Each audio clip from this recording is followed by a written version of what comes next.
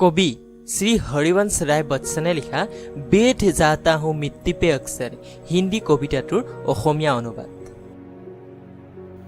ক'বলৈ গ'লে মাটিয়েই মোৰ পীড়া, কাৰণ মই মোৰ পৰিচয়টোৱেই ভাল পাওঁ।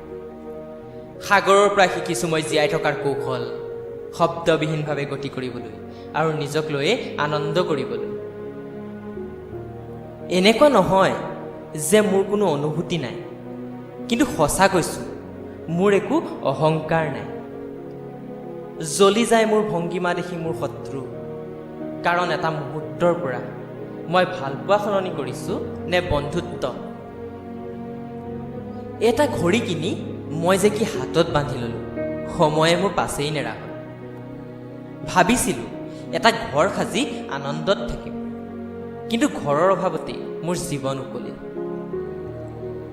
জিৰণিৰ কথা নকবা আৰু বন্ধু, ল'ৰালিৰ দিনবোৰ এতিয়া আৰু ঘূৰি নাহে। মনৰ ইচ্ছাবোৰ মা দেউতাৰ পইচাৰেহে সম্পূৰ্ণ হয়, নিজৰ পইচাৰে কেৱল প্ৰয়োজনীয়খিনিহে পূৰ হয়।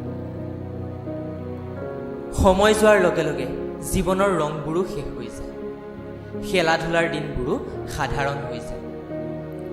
এটা সময় আছিল যেতিয়া হাঁহিৰে শোৱাৰ পৰা উঠিছিল, আৰু আজি কিমান দিন বিনা হাঁহিৰেই নিশা হৈ যায়। কিমান যে আগবাঢ়ি আহিলোঁ সম্বন্ধবোৰ ৰাখোঁতে ৰাখোঁতে, নিজকে পাহৰি পেলালোঁ আপোনবোৰক পাওঁতে পাওঁতে। সকলোৱে কয় মই বোলে বহুত হাঁহো, আৰু মই ভাগৰি পৰিছোঁ দুখবোৰ লুকুৱাওঁতে লুকুৱাওঁতে। আনন্দত আছোঁ আৰু সকলোকে আনন্দত ৰাখোঁ। বহু কথা পাহৰোঁ, কিন্তু সকলোৰে খবৰ ৰাখোঁ।